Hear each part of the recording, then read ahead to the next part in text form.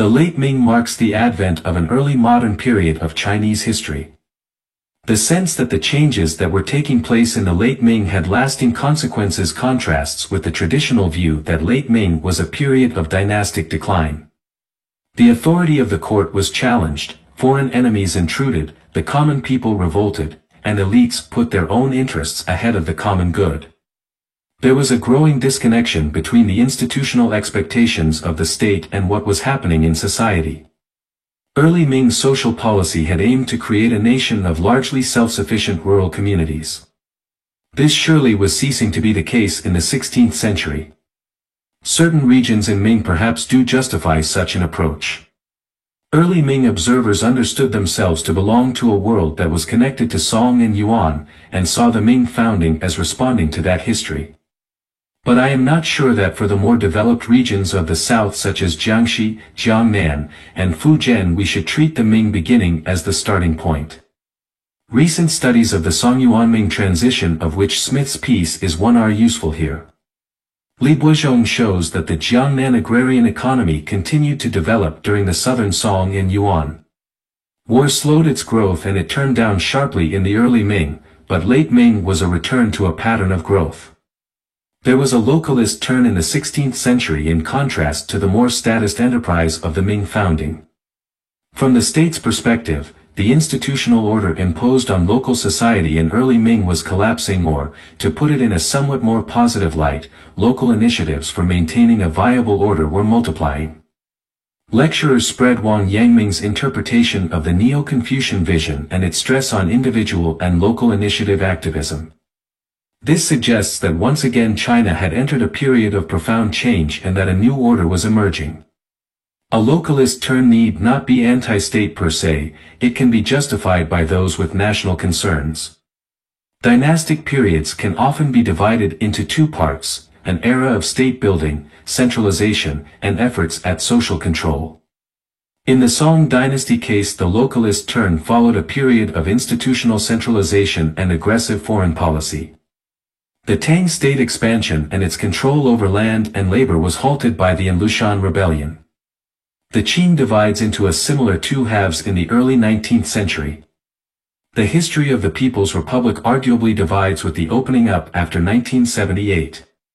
One reason historians of the Song period might find the late Ming localist turn interesting is that it has more in common with the Song case than the Song had with the late Tang case. When the southern Song court disavowed the new policies, it stopped the growth of the civil administration. The loss of the North China Plain to the Jin Empire focused the central government on national defense rather than domestic social transformation. A new intellectual movement, Daoshuan Neo-Confucianism, appealed directly to the upwardly mobile elites of the South. Private investment in education and the creation of academies Shuyuan was particularly important, not only to the Neo-Confucians but to the localist turn in general. It increased opportunities for local elites to identify themselves as part of the national elite of Shi, hereafter translated as literati. Dynastic founders had to decide what to keep and what to change in the political institutions of the preceding era. The Sui Tang founding took measures to assert the supremacy of state institutional interests over the powerful clans. The Song founders centralized control over the local military governors, but they also expanded the examination system. The localist turn took place among Jinhua literati when Jinhua was gaining a greater place in regional and national life. I am particularly interested in changes in the ways literati conceptualize the locality. This is more a socio-cultural rather than socio-economic inquiry. The conclusion will speculate on how this might fit with later history. Its economy benefited from the transfer of the Song capital to Hangzhou, which expanded the regional marketing network. The social prestige of its leading families gained with marriages to descendants of prestigious northern refugees. By the end of the 12th century, Jinhua had become one of the most competitive prefectures in the entire examination system. One was Daoshuan Neo-Confucianism, the self-proclaimed alternative to the new policy's top-down approach to transforming society. Zhu Xi himself visited Jinhua and he found an ally there in Lu Zuqian 11371181 of the northern refugee family. Under their influence, Jinhua families were soon sending their sons to study with Lu and Zhu. Chen and Yishi both opposed the new policies, called for institutional decentralization, and argued that local well-being depended on private wealth. The spread of Daoxue helped reconfigure the literati landscape by positioning itself between the dominant private venues for community organization and state institutions. Neo-Confucian institutions were explicitly intended to be of and for the locale xian. Neo-Confucians gave the localist turn an ideological justification. By doing so they made local activism a way local literati could see themselves as doing something that had national significance. In the 13th and 14th centuries there were two further developments among Jinhua literati. They became interested in both compiling records and histories of the locality and publicizing the genealogies of their lineages. The same Jinhua who encouraged local activism and participated in the production of local history were also the proponents of using genealogy to increase lineage solidarity. In this view the nation existed as a collection of localities, and the commonalities which gave the nation its cultural identity were instantiated in the shared categories.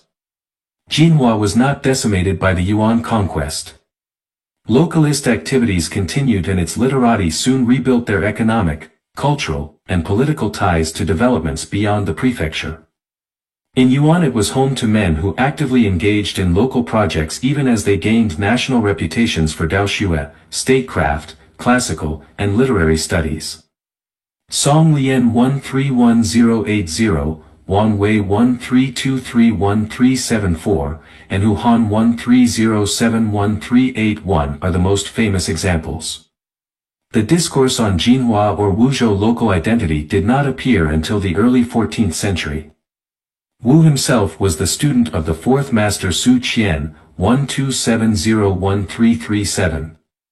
He seems to have been preparing himself for a career as the fifth master until he passed the Jinshi examination in 1321. Others quickly echoed Wu's selective but defensible interpretation of local history. But what was the point of making such a claim? The next generation of Jinhua scholars continued to talk about Jinhua local identity, but expanded the definition. Song Lian argued that Daoxue was part of a broader Wuzhou tradition that included literary writing and statecraft studies. By the early 15th century local activism, writing about the local place, and local identity discourse had largely ceased.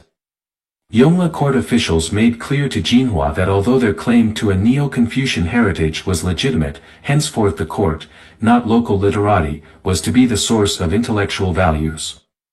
Early Ming social policy recognized and institutionalized the localist turn of the previous centuries and thus made it less important to local welfare. The Ming village tithing Lijia and tax captaincy Liangzhang systems, the right of officially recognized village elders to decide local cases and circumvent local officials all aimed to stabilize and strengthen the local community.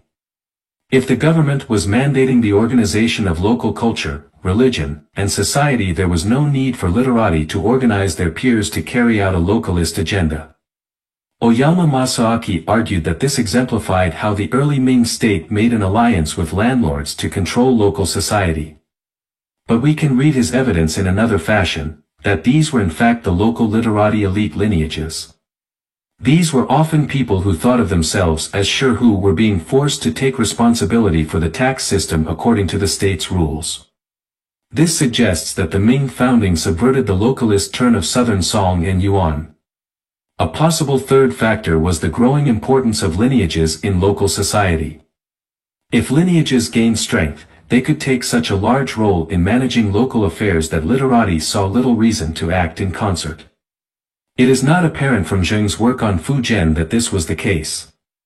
Taking the activity of revision, publication, and preface gathering as an indicator of lineage activity, a very small sample of Jinhua genealogies of Ming lineages with Song or Yuan forebears suggests they were somewhat more active in the 16th than in the 15th. Taihe officials had gone over to the Yongle Emperor as a group, and they prospered at court for the next 50 years. This is itself a sign that the localist turn had enduring strength. What is not clear is whether a Taihe identity mattered back in Taihe, and whether it was used there to encourage literati to take greater responsibility for local affairs. Between 1480 and 1578 the commercial infrastructure of Jinhua grew, particularly in Lanxi, Yongkang, and Yiwu. The number of markets doubled, from 43 in 1480 to 91 in 1578. The increasing number of bridges being built indicates a continuing elaboration of the transportation and communication system. More bridges were also a sign of greater local initiative as well as greater disposable wealth. If we assume that when local elites become richer they use some of their wealth for schooling, there should be an increase in the number of degrees. This was indeed the case, as Table 2 indicates, although the rate of growth did not continue after 1578. Families of means often sought to see their degrees and high offices recognized by erecting memorial arches. During the 16th century, arch building increased at a far greater rate than examination success. Literati were writing and publishing far more books about the locality between 1480 and 1578 than between 1380 and 1480. The Ming dynasty had mandated certain shrines, and these are duly noted in the gazetteers. Other shrines, although not unique to Jinhua, depended on local funding to be built and renovated. Many of the latter had once existed in Song and Yuan and were only now being restored. This suggests that several things were happening simultaneously. Jinhua was entering a period of economic expansion. More Jinhua literati were participating in national affairs as officials and as scholars. Literati were creating the spaces and occasions for celebrating their families and their communal history. At the same time, Jinhua's view of their own past was changing. Only 3 county gazetteers were compiled in the Ming prior to 1480. The 1578 compilation built on a broad interest in compiling local records. When the senior Grand Secretary Shang Lu 14141486 wrote the preface to the 1480 edition, he stressed the didactic value of the gazettes. For Shang, a gazetteer was effective as a moral text because it used local men as models. But in 1578 the prefacer was a very different type, the great literateur and scholar Wang Shizhen 15261590. Wang simply ignored the Neo-Confucian masters. He favored Huang Jin, Song Lian, and Wang Wei, the greatest Yuan and early Ming literary officials. Moral doctrine was no longer being privileged. The 1578 editors dropped 63 of the biographies found in the 1480 edition. At the same time they dropped the biographical categories used in 1480 in favor of a chronological arrangement. Although they said they did this because a category label did not accurately represent the full person, the nature of an individual's achievement would be evident from the biography, and the Song Prefectural Gazetteer did not classify biographies. Whose biographies appear in 1578 percentage kept bravery 2210 principle 11:218 reclusion 13:754 filial piety 25:1768 loyalty 14:1071 Confucian 90:74 government 76:63 Neo-Confucian 5:100 The 1578 editors turned away from granting fame for extreme acts of righteousness. Lanxi had become the center of intellectual activity in the prefecture by 1578. Pujiang had declined in importance from the 13th century and was being stripped of biographies. In terms of relative increase, Langsith most successful producer of Jinshi between 1480 and 1578 and the county undergoing the greatest economic growth. Between 1480 and 1578 Jinhua literati began to take over the writing of their own past. In the process, they revised the historical record itself and introduced new standards of judgment and interpretation. These changes were part of a growing debate within Jinhua about what in literati eyes ought to constitute Jinhua's local identity. In the mid-Ming, Jinhua literati once more became concerned about what constituted their past. The first call for a revival of literati local activism in the late 15th century took the form of an appeal to a local identity that, its proponents thought, had been lost. Table 7, Ming intellectual, literary, and biographical collections devoted to Jinhua author County 1 extant. Date reference Su Yongjian LX. 1590s Luo Dahong Zhang Yuqing LX 10. 1600. JJZ 14.19b Chen Shifang dy. 1620s JJZ 7.21h Yang Borong LX 12. 1641. JJZ 23.9a Wu Jiqi YW8, for Y1641 JJZ 7.19h Yang Zifa JH. Ming Wang Chongbing Su Mingshuan YK. Ming. A stream of literary and biographical anthologies devoted to Jinhua personages began in 1497 and lasted into the Qing. Table 7 lists the collections I have been able to identify. This stream of collections, both county-specific and prefecture-wide, makes clear that the anthologizing of the local cultural past had become a popular scholarly endeavor.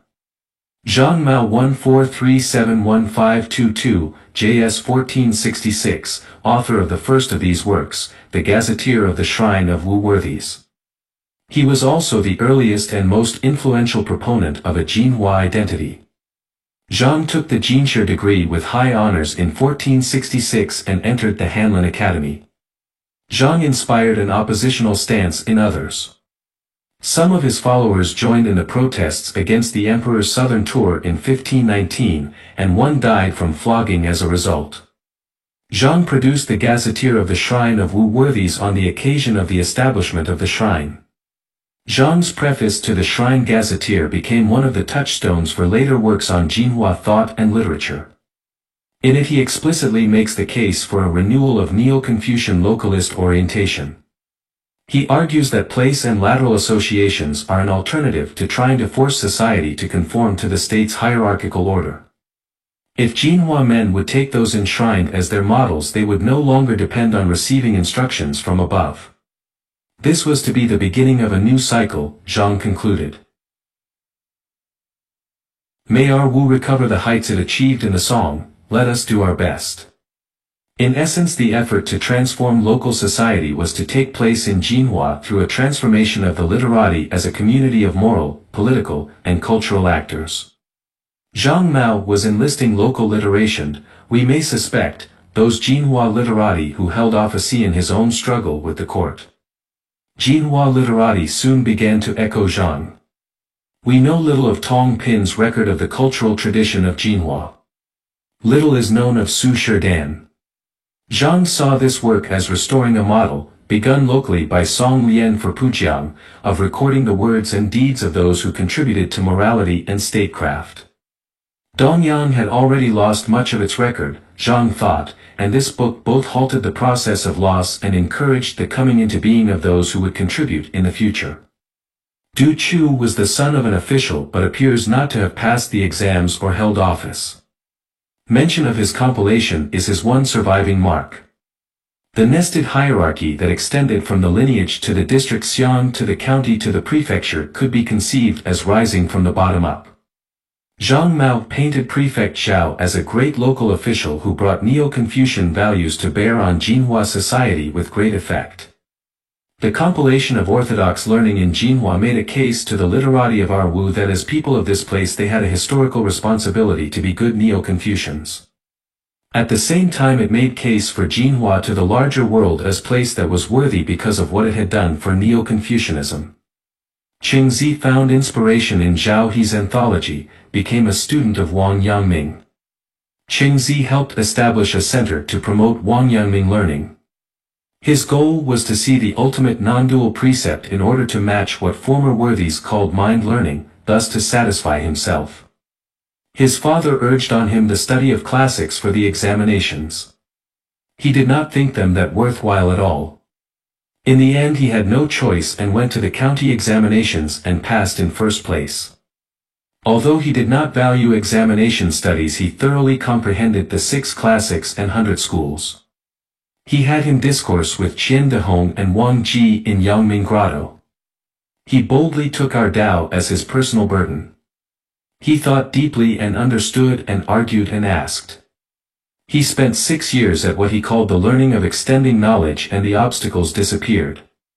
My father said, the 3 worthies discoursed on learning here, and we all, under their influence, have risen up 100 generations later.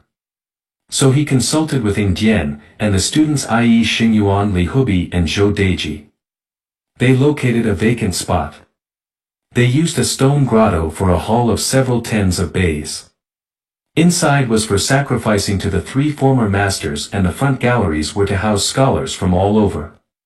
And then the literati billowed in and the assembly grew by the day. He was on bad terms with Lu and insulted him. Lu memorialized the names of all the students and praised them to the government, with my father at the top of the list. The bully went to the local inspector and made accusations against my father and Lu and everyone, saying that my father had created an improper shrine, was promoting false learning, and stirring up literati sentiment. Lu declined to go on account of illness, so my father went to the office alone to respond. He was beaten and humiliated yet remained calm. When the questioning touched on Lu, he defended him. Once the matter was settled and my father was again allowed to discourse on learning, he never mentioned it. In 1511, Prefect Zhao's strict Neo-Confucian view of what students ought to be reading did not sit well with the students themselves. They objected. Zhao tells us that our cultural tradition is more than these 5 men and that others' writings should be collected. Zhao accommodated them with a second anthology, The Literary Continuity of Jinhua. This anthology began with Northern Song loyalists Zhong Zhe, Pan Lianggui, and Mei Zhili, and included many leading non-Neo-Confucian scholars from Southern Song, Yuan, and early Ming. It had 2 chapters devoted to Song Lian, but it avoided Jinhua's Tang Zhongyo. If what the students wanted was texts more appropriate to the literary training needed to pass the examinations, Zhao's made clear that literary models were not to be evaluated in literary terms. He proposed a progressive, tripartite periodization. Zhang and Zhao's local Neo-Confucianism did not lack for support. It was articulated in shrines and it was repeated in print as well. The year 1535 saw the renovation of the Shrine of Orthodox Learning, which honored Lu Zuqian, Zhu Xi, and Zhang Shi. Table 8 shows that by the end of the 16th century the best-known Lanxi scholars had largely departed from Qingzhou Neo-Confucianism. Men like Zhang Mao, who gained fame by maintaining his integrity in the face of political power and propagating Zhu Zai's teachings, found themselves challenged by followers of Wang Yangming. Cheng, himself sympathetic to Wang Yangming, placed this association in a very local context. He recalled that the great Zhang Mao had repeatedly instructed his students that our Wu had 3 responsibilities: to revive Wuzhou traditions of Daoxue, inflexible integrity in politics, and a literature of moral engagement. Not only was there no Daoxue or even Ruxue category, but Jin explicitly rejected the standards of the Prefectural Gazetteer of 1480 for not being adequate to illuminate norms for our time Shi'is. Qi Xiong in Jinhua County was explicit. His literary models of Wu worthies flatly rejected Zhao He's Neo-Confucian anthologies. Qi was concerned that the earlier works aimed to keep the person and the writings linked, so that a failing in the person was reason for excluding his writing. This was a direct contradiction of every kind of Neo-Confucianism, in which cultural production and personal morality were integrally linked. Qi was most concerned to include writing by critics of Daoxue. His biographies of Jinhua predecessors employed a classification scheme. Ing made a point of reminding readers that these categories were products of historical development, not inherent in given. Zhang Mao's great-grandson Zhang Yuqing seems to have shared this interest in what was different, and did much to preserve the variety of local texts. The works these literati compiled showed that Jinhua also had a history and thus values justified by that history. Neo-Confucian traditionalists were not persuaded. In 1588 the new prefect, Zhang Qiaorui, set out to reassert the primacy of traditional Zhu Xi learning. He did so with reference to the Jinhua past. Another retired official, Hu Shi of Lanxi, father of the brilliant literary scholar Hu Yinglin, was recruited to compile a gazetteer for the academy in 1588. Another Neo-Confucian prefect renovated the academy in 1615 and had the official and scholar Su Honggang of Dongyang write the inscription. In essence, Zhang made 3 arguments in defense of Qingzhou Daoxue. Jinhua Neo-Confucianism had a theory of moral cultivation tied to the formation of a new kind of literati community and a local social agenda. Wang Yangmingism offered an alternative mode of cultivation and, in effect, showed that there was not a single way to cultivate the self. The Jinhua scholars who were recruited to the defense of Chengzhu tradition did their job.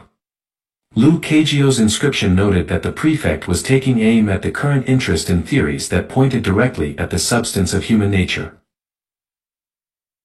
It is not that Confucius had nothing to say about matters of human destiny in heaven, Lu wrote, it was that the only means of access to them was through literature. Su notes that in fact this academy had fallen out of favor and its renovation had depended on the new prefect's initiative. Compared to 1480, the situation was reversed. For Zhang Mao, Neo-Confucianism was a vehicle for literati solidarity and responsibility, explicitly set against the court. For Dai, Neo-Confucianism as a vital intellectual movement in Jinhua was a thing of the past, something that had disappeared together with the Ming dynasty. But, as we have seen, well before the end of the Ming, non-Neo-Confucian anthologies had gained sway in Jinhu. The compilations of Wan Yuansheng, Su Yukan, and Wu Zhiqi provided sources for Wang Chongbing's anthologies. Second, there was a revival of lineage or descent group activity, illustrated in Jinhua by the building of memorial arches. Third, the infrastructure for nurturing literati grew. Fourth, local literati sought to define shared values through a discourse on local identity based on Jinhua literati history. And fifth, the revived literati intellectual culture gradually diversified from the Neo-Confucianism that had initiated that revival. Local identity discourse was understood to exist in relation to the national. The reconstruction of local identity was intended to be a means both of transforming local society and of increasing the locale's participation in national life. To participate in importing trends in intellectual and material culture from outside into the home locale was not necessarily to put oneself outside the discourse on local identity. Lu Maifen has shown that literati in Jian Prefecture, including Taihe men, promoted their version of Wang Yangmingism. 16th century Taihe literati looked to me a lot like Jinhua literati, anxious for an identity that asserted a certain national importance. David For's study of local identities in Guangdong shows that local identity was defined so as to assert that a place was part of the nation. Stephen Miles has shown how Guangzhou intellectuals in Ming and Qin used local history, reaching back to the 5 dynasties, in their construction of local culture in a national context. If we see participants in local identity discourse as creating the grounds for collective action and local leadership roles, it would seem to follow that they would be open to the creation of higher-order collectivities. The vogue of privately controlled sojourners associations or Landsmannschaften Huiguan and Gongsuafat began to appear in the late Ming. For the carpenters and woodcarvers from Dongyang County, their local identity and claim to local craft traditions allowed them to establish themselves as a major and even dominant group in major cities. Both involved literati and were promoted by literati with obvious national concerns. In Songyuan it began with the spread of Neo-Confucianism but, as local men became more successful in competing with others, expanded to recognize literary and statecraft interests. In the mid-14th century, as literati like Song Lian came to see that a pure Neo-Confucian position risked ignoring literature, they delved back into the Jinhua past. Song Lian and Wang Wei's new definition of Jinhua tradition argued that it combined Daoshuan Neo-Confucianism with statecraft and literature into a coherent unity. This insistence that there was a single way, which would include everything of value and which could be embodied by individuals, led to the creation of a uniform national social policy. There was a turn away from ideology as the grounds for sameness and identity. Local identity, originally defined on ideological grounds, survived. It could be defined in multiple ways to serve various interests of local people. It suggests that a positive role for late imperial local elites would be to negotiate between these various interest groups. What made the late 16th and 17th century different from earlier times, Kishimoto Mio proposes, was the extraordinary spread of all types of vertical relations of dependency and horizontal relations of equality associations among elites and commoners. The idea of local literati elites or gentry as brokers between the state apparatus and local society is less persuasive than a more complicated picture of lateral and horizontal relationships. In contrast, late Ming identity discourse was defined in terms of food, where each place needed to have something special, something others were not likely to have. Literati elites were the fashion-forward element in local society, but the combination of single surname villages, ancestral halls, and genealogies kept them from being isolated from those who were not literati. The view that Qing accommodated extra-bureaucratic power groups at the local level and accommodated variety rather than demanding standardization fits well with what I see as the implications of Jinhua local identity discourse. Even those who were concerned with introducing a standard civilization, such as the great 18th century provincial administrator Chen Hongmo in William Rowe's study, still adopted a localist strategy. 20th century associations could advance the interest of their fellow provincials and the nation. The nation is but one big group encompassing and uniting many small groups. For the wealth and strength of the country, it is imperative to unite in groups. Such statements illuminate a paradox. Universal identity nationalism depended on the further articulation of specific identity. In Hankow, the literati did not dominate community formation. Could there not have been nascent Hankows in late Ming as well? In the 20th century, the idea of a Jinhua local identity still had currency. The Guomindang and CCP attacked the autonomous local leadership of native place associations. Since 1978, there has been yet another localist turn and another revival of local identity studies throughout China. In a manner reminiscent of the Song, Yuan, Ming, and Qing, the proponents of local and regional identities assert the right of themselves and their locales to decide how they can best participate in the larger entities to which they think they belong.